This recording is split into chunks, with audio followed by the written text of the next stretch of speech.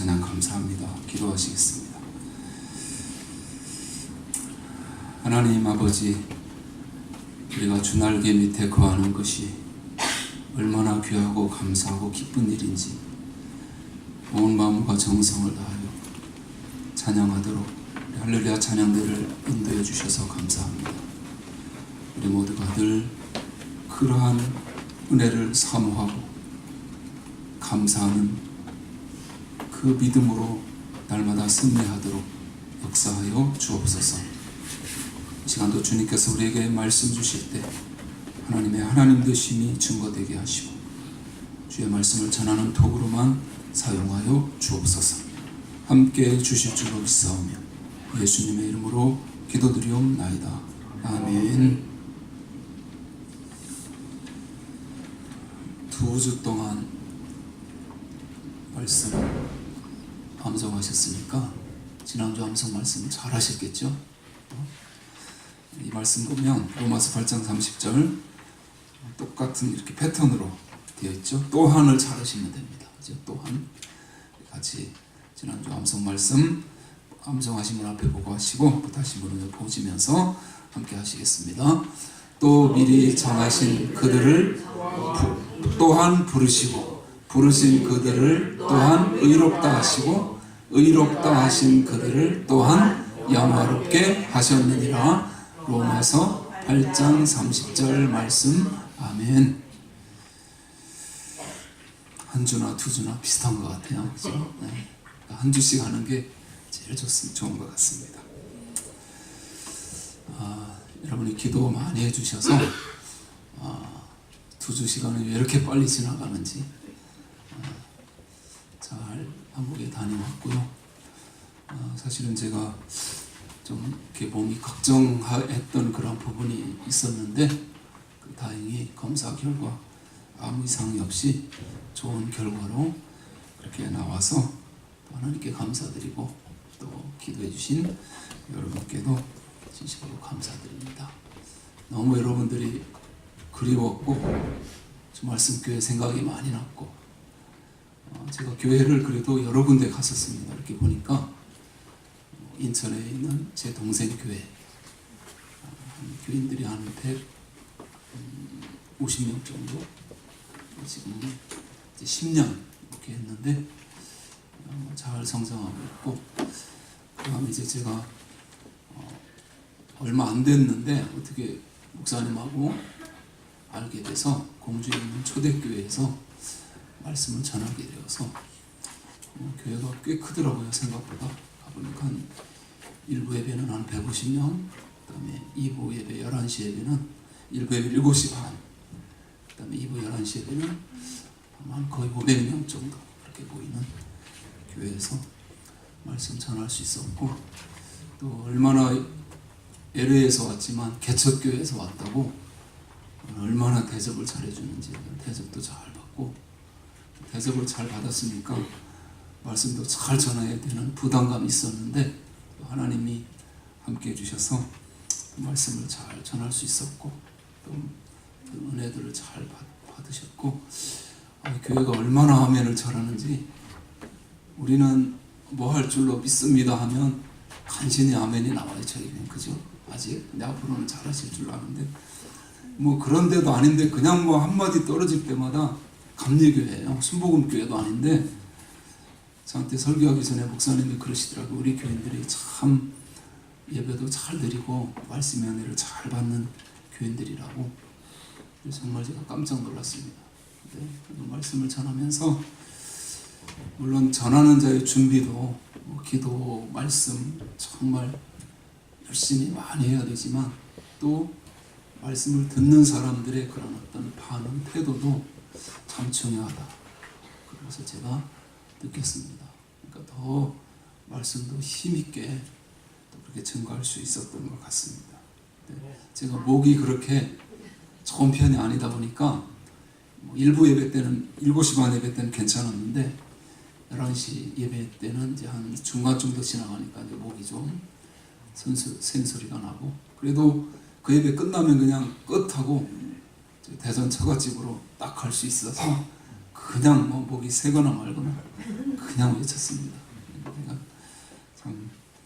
참 귀한 시간이었고, 그리고 이번에 어쨌든 저희 처형께서 오랜만에 온다고 제주도 또 패키지를 또 준비해 주셔서 시간이 길지 않았는데, 또 제주도에 제가 1992년에 결혼을 했는데 그때 가보고 오랜만에 갔는데 그때 생각이 거의 안 나더라고요. 보니까 많이 변했다고 하는데, 그래서 또 제주도에 갔는데 우리 제주 사랑의 교회를 제가 안 갈 수가 없잖아요. 그래서 제주 사랑의 교회도 시간을 짬을 내서 잠깐 들려서 또 목사님 뵙고 기도하고 그렇게 그냥 간단히 화감은 나누고 이렇게 나왔는데, 교회를 약간 꽤 여러 교회 갔는데 그래도 제가 생각해 볼수록 주말씀 교회만한 교회가 없었습니다. 그래서 너무 감사했고, 우리 많진 않지만 정말 열심을 다해서 주님을 섬기고 주님 말씀을 사모하는 여러분들이 참 귀하고 감사하다는 그러한 생각을 하면서 하나님께 감사드렸습니다. 같이 한번 하실까요? 주신 복을 나누는 삶. 지지난 시간 우리는 요셉 지파에 관한 이야기를 나누었습니다. 그런데 아직 이야기가 끝나지 않았습니다. 그만큼 이 요셉 지파에 대한 이야기는 성경에서 많은 분량을 할애할 정도로 스토리가 다양하고 그러면서도 풍성하고 여러 가지 메시지를 우리에게 전해줍니다. 이제 이번 장에서 요셉 지파에 대한 이야기를 다루고 끝을 맺을 것입니다. 이스라엘 백성들이 제비 뽑기를 해서 땅을 분배받았습니다. 그런데 요셉 족속이 여호수아에게 나와 자신들의 몫에 대해 불평을 들어놓습니다. 오늘 본문 14절을 우리 같이 읽습니다. 14절 말씀 읽습니다. 요셉 자손이 여호수아에게 말하여 가로되 여호와께서 지금까지 내게 복을 주심으로 내가 큰 민족이 되었거늘 당신이 나의 기업을 위하여 한 제비 한 분깃으로만 내게 주심은 어찌이니까. 그러자 여호수아가 그들에게 대답합니다. 15절 같이 읽습니다. 여호수아가 그들에게 이르되 내가 큰 민족이 되므로 에브라임 산지가 내게 너무 좁을진대 브리스 사람과 르바임 사람의 땅 살림에 올라가서 스스로 개척하라. 요셉 족속이 여호수아에게 한 말을 쉽게 이야기하면 이렇습니다. 우리는 복을 많이 받은 민족인데 왜 이것밖에 안 줍니까? 이것을 오늘날 우리식으로 이야기하면 이런 것입니다. 하나님, 우리가 하나님의 자녀라면 왜 맨날 이 모양 이 꼴로 살도록 놔두십니까? 복을 좀 주셔야 하지 않습니까? 그러자 여호수아가 그래 맞다. 내가 말한 대로 너는 복을 많이 받은 존재다. 그러나 가서 개척을 하라고 대답한 것과 같습니다. 그런데 여러분, 이 이야기를 오늘날 우리가 들을 때 선교를 하러 나가라는 이야기인가? 개척교회를 하라는 이야기인가? 하고 오해할 수도 있습니다. 이 여호수아의 개척하라는 말은 요셉 자손에게 명하는 간단한 이야기가 아닙니다. 그렇다면 무슨 의미를 담고 있는지 함께 살펴보도록 하겠습니다. 우선 하나님이 요셉에게 얼마나 많은 복을 주셨는지 성경을 통해 확인해 보겠습니다. 창세기 49장 내용을 보면 야곱이 나이가 많이 들어서 하나님 앞에 갈 날이 가까웠습니다. 아들 요셉이 보니 아버지께서 사실 날이 얼마 안 남은 것처럼 보입니다. 그래서 다급한 나머지 애굽에서 지나는 동안 결혼해서 낳은 두 아들을 아버지 앞에 데리고 갑니다. 야곱이 첫째 아들, 둘째 아들, 셋째 아들 이렇게 아들 하나하나에게 복을 빌었는데 이제 요셉 차례가 왔습니다. 그러자 요셉이 이렇게 복을 빕니다. 우리 창세기 49장을 오늘 본문을 표시해 놓으시고 성경 맨 앞으로 가셔서 창세기 49장을 한번 같이 보십니다. 구약성경 79면 79페이지 창세기 49장 창세기 49장 22절 몇 절을 읽을 텐데요. 먼저 22절 말씀을 같이 읽겠습니다. 22절 읽습니다. 요셉은 무성한 가지 곧 샘 곁에 무성한 가지라 그 가지가 담을 넘었도다. 샘 곁에 무성한 가지라고 합니다. 가지가 샘 곁에 있으니 가뭄이 들어도 마르지 않겠죠. 얼마나 무성했든지 담을 넘었습니다. 이것은 민족 차원에서만 복을 누리는 것이 아니라 국제적으로 흘러가는 복이 되었다는 말입니다. 그런데 그것이 넓고 평탄한 상태에서 받은 복이 아닙니다. 23절을 그 다음 절 같이 읽습니다. 활 쏘는 자가 그를 학대하며 그를 쏘며 그를 군박하였으나. 이 구절은 요셉의 일생을 한마디로 표현하고 있습니다. 요셉의 일생이 어떠했나요? 말씀에서 표현하고 있는 것처럼 항상 사람들이 그를 학대하고 미워하고 죽이려 했습니다. 이 말씀은 이것을 시적으로 표현하고 있는 것입니다. 그러나 요셉이 어떻게 되었는지 다음 구절에서 말씀합니다. 우리 24절 말씀 같이 읽습니다. 요셉의 활이 도리어 견강하며 그의 팔이 힘이 있으니 야곱의 전능자의 손을 힘입으며 그로부터 이스라엘의 반석인 목자가 나도다. 아멘. 이것이 무슨 의미일까? 그럼에도 불구하고 요셉이 하나님 앞에 은혜를 입었던 것은 그에게 어떤 조건이 있었던 것이 아닙니다. 한 가지, 오직 야곱의 전능자, 즉 하나님의 손을 힘입었다는 사실입니다. 하나님 아버지께서 그를 복되게 하셨다는 뜻입니다. 그런데 여러분, 여기서 끝나는 것이 아닙니다. 성경은 그로부터 이스라엘 반석인 목자가 나도다라고 말합니다. 이 예언 때문에 요셉의 일생 이야기는 굉장히 중요합니다. 그에게서 이스라엘의 반석인 목자가 났다는 사실입니다.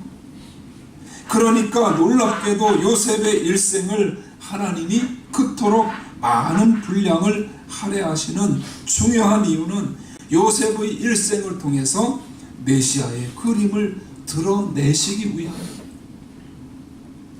이에 대해서는 뒤에서 자세히 살펴보겠습니다. 계속해서 25절, 26절을 같이 읽습니다. 내 아비의 하나님께로 말미암나니 그가 너를 도우실 것이요 전능자로 말미암나니 그가 내게 복을 주실 것이라. 위로 하늘의 복과 아래로 원천의 복과 전 먹이는 복과 태의 복이로라. 내 아비의 축복이 내 부여조의 축복보다 나아서 영원한 산이 한없음 같이 이 축복이 요셉의 머리로 돌아오며 그 형제 중 뛰어난 자의 정수리로 돌아오리로다. 여기까지가 요셉이 빌었던 요셉에게 빌었던 야곱의 복입니다. 그런데 놀랍게도 요셉에게 빌었던 이 복이 갈수록 흐려지는 것이 아니라 더 강화되고 심화됩니다.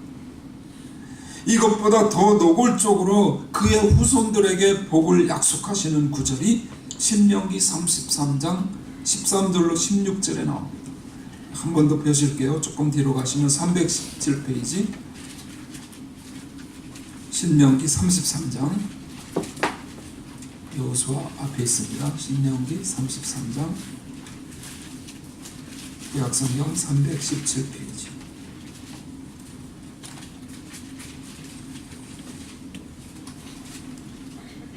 신명기 33장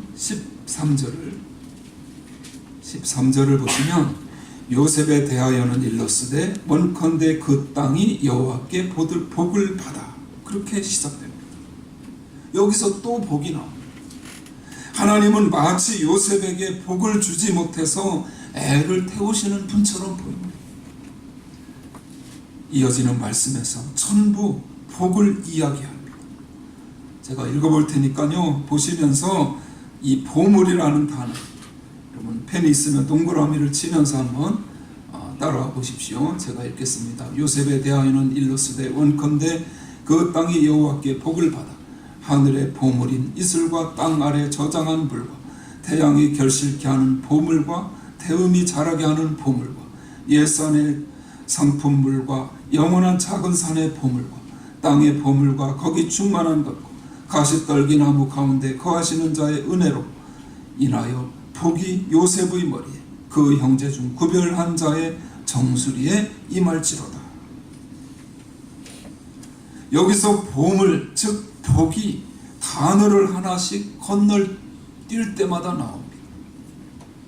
창세기에서 언급한 것보다 더 심화되고 더 강화되었습니다. 그런데 16절 말씀에 이상한 부분이 있는데 형제 중 구별한 자라는 말입니다. 이 말이 앞에서 본 창세기 말씀에도 형제 중 뛰어난 자로 나옵니다. 야곱이 복을 빌면서 이렇게 요셉을 따로 설명을 하는데, 그러면 이것이 무슨 의미를 담고 있는지 생각해 보겠습니다. 요셉에게는 잘 아시는 대로 여러 형제들이 있었습니다. 그 형제들에게 요셉은 사랑을 받은 것이 아니라 미움을 받았습니다.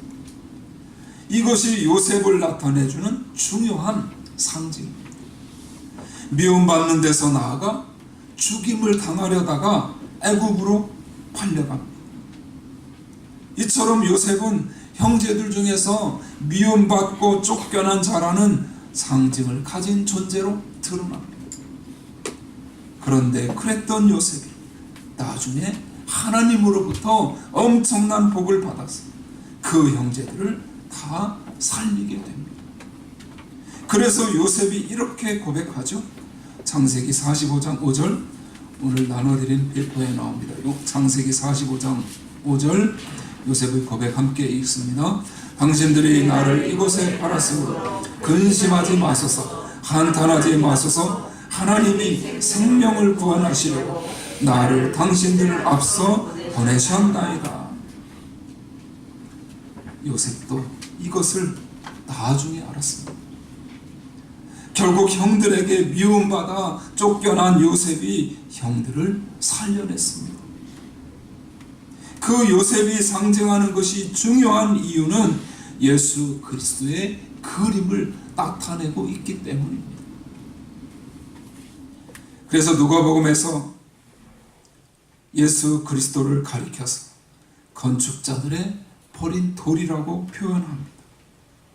건축자들이 건축을 하다가 버리는 돌은 쓸모가 없는 것입니다. 예수 그리스도가 그런 취급을 당하신 것입니다. 이 땅에 하나님의 아들이 오셨으나 백성들이 땅의 주인으로 영접하지 못했습니다. 그런데 건축자들의 버린 돌이 마침내 머릿돌이 되셨습니다. 건축자가 버린 돌이 집의 처음과 나중이 됩니다. 바로 이런 분이 예수 그리스도이십니다. 이러한 그리스도의 역할을 상징하는 그림을 요셉이 맡은 것입니다. 그런 의미에서 요셉의 이야기는 굉장히 중요합니다. 앞에서 요셉의 두 아들 이야기를 하다 말았는데, 하나님이 역사를 만들어 가시는 중요한 원칙이 하나 있습니다. 그것은 절대로 하나님은 주류, 어떤 뛰어난 그런 위치에 있는 사람들을 들어서 사용하시는 법이 없다는 것입니다. 야곱의 경우를 보십시오. 야곱은 차남입니다. 그런데 그가 장남 역할을 합니다. 원래 장남은 에서입니다. 그런데 장자의 명분을 경홀히 여겨 팥죽 한 그릇에 그 명분을 팔았습니다. 여기서 경홀히 여겼다는 표현은 자기 영혼을 망하는 자의 자리에 두었다는 히브리적인 표현입니다. 그런데 그 장자의 명분을 가지고 야곱이 평생 장자 노릇을 못하다가 늦게서야 깨닫게 된 것이 있습니다. 내가 어떤 은혜 받을 명분도 어떤 조건도 없는데 하나님의 은혜에 붙잡혀 살아왔구나 하는 것입니다. 우리도 같이 한번 해보실까요? 하나님의 은혜에 붙잡혀 살아왔구나. 바로 우리의 고백이어야 합니다. 야곱이 가장 사랑했던 아들은 그가 가장 사랑했던 여인 라헬에게서 낳은 요셉입니다. 그러나 요셉은 여러 형제들로부터 미움을 받고 내쫓긴 존재였습니다. 그가 애굽에서 두 아들을 얻었는데 첫째 아들은 므낫세이고 둘째 아들은 에브라임입니다. 그런데 아버지가 돌아가실 날이 얼마 남지 않은 것을 알고 요셉이 두 아들을 축복해달라고 아버지 야곱에게 데려갔습니다. 눈이 어두워 잘 안 보이는 야곱을 위해 요셉이 장자를 그의 오른손 앞에, 차자인 에브라임을 왼손 앞에 둡니다. 그런데 야곱이 어떻게 축복을 하죠? 야곱이 팔을 이렇게 하고 축복한 것이 아니라 손을 이렇게 해서 축복을 합니다. 장자와 차자가 바뀐 것입니다. 실질적으로 장자의 권한도 바뀝니다. 그래서 북이스라엘을 대표하는 지파가 므낫세가 아니라 에브라임 지파가 된 것입니다. 성경에서 에브라임아라고 언급할 때는 북이스라엘을 가리키는 것입니다. 그런데 흥미롭게도 족보가 여기서 헝클어집니다. 12지파를 설정할 때 요셉이 빠집니다. 대신 그의 두 아들 므낫세와 에브라임이 들어갑니다. 그리고 요셉 외에 여호와가 기업인 레위 지파가 빠짐으로 12지파가 됩니다. 그러면 족보상 요셉은 졸지에 아버지 야곱과 동격이 되는 것입니다. 그래서 요셉을 족장으로 인정합니다. 이렇게 해서 요셉이 그 형제 중 구별된 자, 뛰어난 자가 됩니다. 하나님이 그를 높이신 것입니다. 왜 그렇게 하셨을까요? 요셉에게서 바로 이스라엘의 반석인 목자가 나기 때문입니다.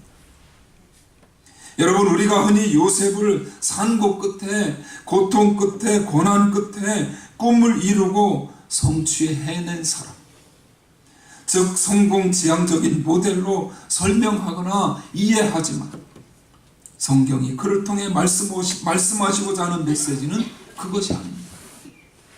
미움받고 쫓겨났지만 오히려 부욕해 되어 민족과 만민을 먹여 살린 사람, 요셉이 맡은 배역은 하나입니다. 바로 예수 그리스도입니다. 다시 이 장의 본문을 잘 보십시오. 그런 배역을 맡은 요셉이, 요셉 족속이 가나안 땅에 들어와 무엇을 요구하고 있나? 제비 뽑기를 통해 자기의 몫을 받아놓고도 땅을 더 달라고 합니다. 이것은 오늘날 우리가 예수 믿고 하나님의 자녀가 되었으니 복을 받아야 될 것 아닌가 하는 것과 같은 요구입니다. 그런 면에서 우리 속에 있는 이런 생각을 뿌리 뽑지 않으면 우리의 신앙은 계속 헝클어져 있을 수밖에 없습니다. 내가 하나님의 자녀가 되었기 때문에 다른 사람이 둘 가질 때 나는 넷을 가져야만 하나님이 함께 하시는 사람이라는 증거가 되고 하나님께 영광이 될 것 아닌가 하는 그런 식의 사고는 결코 성경적이지 않다는 것입니다. 그러면 성경이 말하는 요셉에게 주겠다고 하는 원천의 복, 형통의 복은 어떤 것일까? 그것을 알려면 먼저 요셉에게 약속된 원천의 복의 진리를 우리는 알아야 합니다. 요셉의 일대기에 대한 성경 기록은 요셉이 형통케 된다는 말이 두 곳에서 나옵니다. 한 곳은 하나님이 요셉을 애굽의 종으로 보디발의 집에 팔아 보내고 나서 하신 말씀입니다. 창세기 39장 2절 말씀 우리 같이 읽습니다. 여호와께서 요셉과 함께 하심으로 그가 형통한 자가 되어 그 주인 애굽 사람의 집에 있으니. 또 한 곳은 하나님이 그를 감옥에 넣으신 후에 하신 말씀입니다. 39장 23절 읽습니다. 전옥은 그의 손에 맡긴 것을 무엇이든지 돌아보지 아니하였으니 이는 여호와께서 요셉과 함께 하시니라. 여호와께서 그의 범사에 형통케 하셨더라. 아멘. 그런데 여러분, 종으로 팔려가고 또 감옥에 들어간 이것이 과연 형통한 상황이라고 할 수 있나요? 이것은 우리가 이해하는 형통과 하나님께서 성경에서 말씀하시고자 하는 형통은 분명히 다르다는 이야기입니다. 그렇다면 진정한 형통이 무엇일까? 그것은 자녀들아, 나는 너희들을 내 소유로 삼았을 뿐만 아니라 너희들이 있는 우주 만물 어느 곳에서든지 너희와 함께 있었다는 말씀입니다. 창세기 39장 2절, 창세기 39장 23절 공통적으로 하시는 말씀 발견할 수 있죠. 바로 하나님이 함께 하신다는 사실. 하나님이 함께 하실 때 그것이 바로 진정한 형통이라는 사실을 증거해 주고 있습니다. 쉽게 이야기하면 요셉이 감옥에 들어가 있을 때 하나님은 낮은 곳으로 임하셔서 그 고통의 세월 속에 요셉과 함께 계셨고, 이해할 수 없는 눈물의 세월 속에 요셉과 함께 계셨습니다. 그 이전에 요셉이 종으로 팔리던 그 순간에 하나님이 요셉과 함께 하셨다는 뜻입니다. 이것이 바로 형통의 복임을 우리는 기억해야 합니다. 고린도서 8장 9절 말씀, 우리가 이번 주에 암송해야 하는 말씀인데요, 우리 같이 보시고 이번 주 암송 말씀 같이 읽습니다. 우리 주 예수 그리스도의 은혜를 너희가 알거니와 부유하신 자로서 너희를 위하여 가난하게 되심은 그의 가난함을 인하여 너희로 부욕케 하려 하심이니라. 아멘. 하늘 영광 보좌에 계신 부요한 자인 그리스도께서 스스로 가난하게 되고 우리를 부욕케 하셨다는 사실입니다. 여기서 그리스도께서 우리를 부욕케 하셨다는 의미를 우리를 부자로 만들어 주시고 몸도 건강하게 해주시는 것으로 이해하면 안 됩니다. 우리를 부욕케 하셨다는 말, 그분이 직접 내 속에 들어오셔서 살기 시작하셨다. 내 속에 하나님이 예수 그리스도로 충만히 내주하기 시작하셨다는 말입니다. 그런 의미에서 저와 여러분은 형통의 복을 이미 받은 줄로 믿습니다. 우리가 아무리 형편없는 세월 속에 있다 할지라도 거기에 이미 하나님께서 함께하고 계시기 때문입니다. 그것이 바로 형통입니다. 그러면 우리의 삶이 달라질 수밖에 없습니다. 그러므로 여러분 모두가,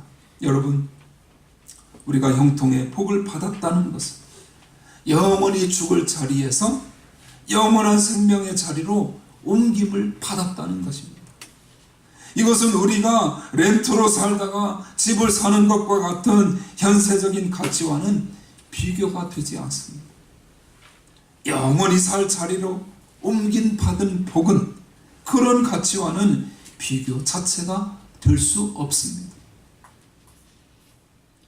그런데 우리 하나님이 거기서 끝내신 것이 아니라 아예 육신의 몸을 입고 이 땅에 오셔서 우리 속에 내주하여 충만히 거주하신다는 사실입니다. 이런 형통의 복 앞에서는 내가 가진 것이 있다가 없어지거나 10개 가졌다가 2개 가지게 되는 것이 아무런 의미가 없습니다. 그런 것과 비교할 수 있는 복이 아닙니다. 그런데 우리는 아직도 이 경계선을 잘 모릅니다. 그러니까 요셉 지파가 가나안 땅에 들어와서 여호수아에게 그런 소리를 하고 있는 것입니다. 가나안 땅에 들어와 있으면서 땅을 더 달라 엉뚱한 얘기를 하고 있는 것입니다. 그러니까 여호수아가 뭐라고 말하나요? 스스로 개척하라고 말합니다. 그러면 이 말의 의미를 우리가 알 필요가 있습니다. 그 결론은 이렇습니다. 우리가 다 가진 자로서 절벽 같은 삶의 자리에 앉아서 형통의 복을 알지 못하고 헤매이는 자들에게 이 복을 자꾸 흘려보내 주어야 한다는 사실입니다. 여기서 개척하라는 히브리 원문을 영어로 번역하면 컷다운입니다. 컷다운. 즉 나무를 잘라서 길을 내다라는 그러한 말입니다. 아직 길이 어딘지 모르는 사람들에게 길을 제대로 보여주고 그들을 섬기고 베푸는 인생을 살아야 한다는 말입니다. 우리가 이런 삶의 현장에 있지 않다면 저와 여러분은 그리스도인으로서 무의미한 삶을 살고 있는 것입니다. 마치 요셉 족속의 요구처럼 땅을 더 달라, 이 땅의 복을 더 달라 요구하는 사람들과 다를 바가 없는 것입니다. 그렇다면 우리는 어떤가요? 하나님이 우리에게도 요셉 족속에게 주셨던 것처럼 형통의 복을 주셨습니다. 전부를 주셨다는 말입니다. 그런데 우리는 전부를 가진 자로서 하나님이 주신 것을 누리지 못하고 이 보배로운 가치를 세속적인 가치와 자꾸만 비교하면서 그것을 더 달라고 요구합니다. 기준도 틀렸고 기초도 틀렸습니다. 엉뚱한 곳에서 방황하고 헤매는 것입니다. 하나님은 때로는 우리에게 돈도 맡기시고 건강도 맡기십니다. 왜 맡기실까요? 요셉의 일생을 통해 그 목적을 알 수 있습니다. 예수 그리스도께서 그렇게 사셨고 그분이 사신 삶을 우리에게도 요구하고 계시기 때문입니다. 그런 의미에서 우리는 요셉 족속처럼 형통의 복을 가진 자로서 어떤 삶을 살아가고 있는지 우리의 일상을 살펴보아야 합니다. 내가 가지고 있는 것을 얼마나 이웃에게 베풀고 긍휼히 여기고 용서하고 나누는 삶을 사는지 돌아보아야 합니다. 여러분, 우리가 하나님을 섬긴다고 하지만 사실 우리가 하나님을 섬기면 얼마나 섬기겠습니까? 하나님께서 그런 것을 원하시지도 않습니다. 하나님이 우리에게 원하시는 삶의 재산은 길 잃은 영혼들을 향해 개척하는 삶을 사는 것입니다. 하나님이 이미 내게 주신 형통의 복을 흘려보내고 나누어주고 베푸는 것이 개척하는 삶인 것입니다. 축복의 통로로 사는 것을 말합니다. 그런데 사람들이 높은 자리에 올라가고 많이 가진 다음에 베풀겠다는 것은 어찌 보면 결국 잘난 척 하겠다는 것입니다. 하나님이 요셉에게 재물도 주시고 높은 자리도 주신 목적은 요셉 자신을 위한 것이 아니라 만민을 살리기 위함이었습니다. 그 일을 위해 요셉을 사용하신 것입니다. 예수 그리스도는 스스로 가난하게 되어 저와 여러분을 부유하게 만드셨습니다. 그런데 우리가 그 안에서 그런 순종의 삶을 살지 않는다면 우리는 가짜 그리스도인이라고 할 수 있습니다. 여러분, 우리는 이미 다 가진 사람들인 줄로 믿습니다.